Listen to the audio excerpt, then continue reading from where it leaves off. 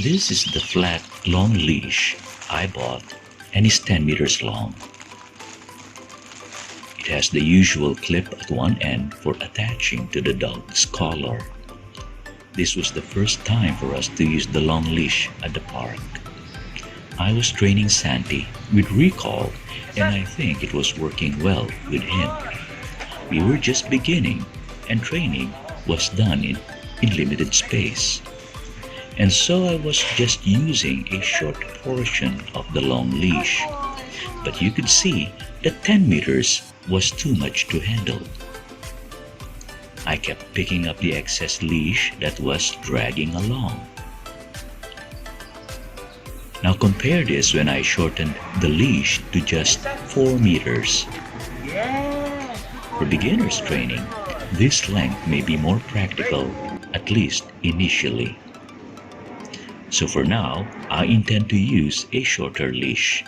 Rolling the excess and putting rubber bands doesn't work. With a slight pull, the leash will unroll.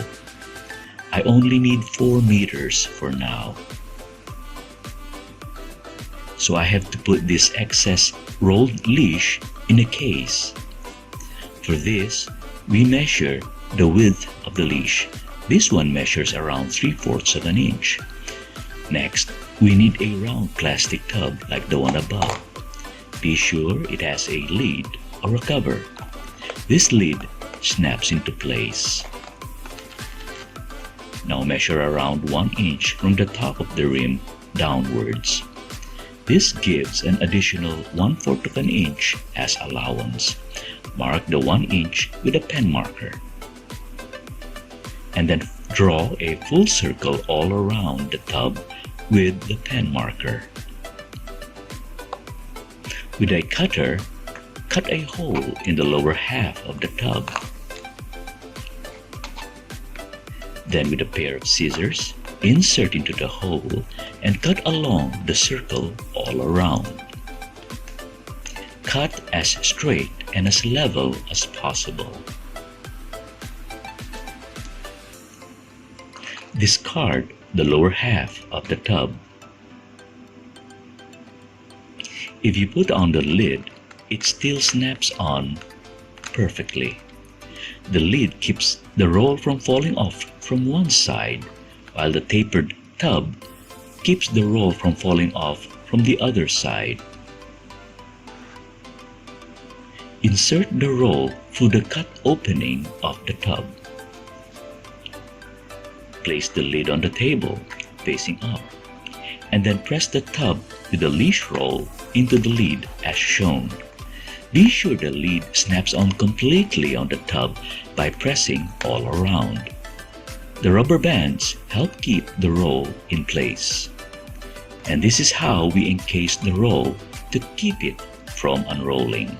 It won't unroll even if it dangles as shown. The plastic case is enough to fit in most pockets, so during your long leash training, it won't be dangling unnecessarily. Then you could focus essentially on the usable long leash. This is the part that directly attaches to the dog's collar. Back at the park, I'm now using the plastic case. And notice how it fits quite nicely in my shorts pocket. And yes, this time, there's less leash material hanging out. This setup works well when beginning long leash training with short distances. Eventually, you will be taking out the rolled part of the leash in your training for longer distances.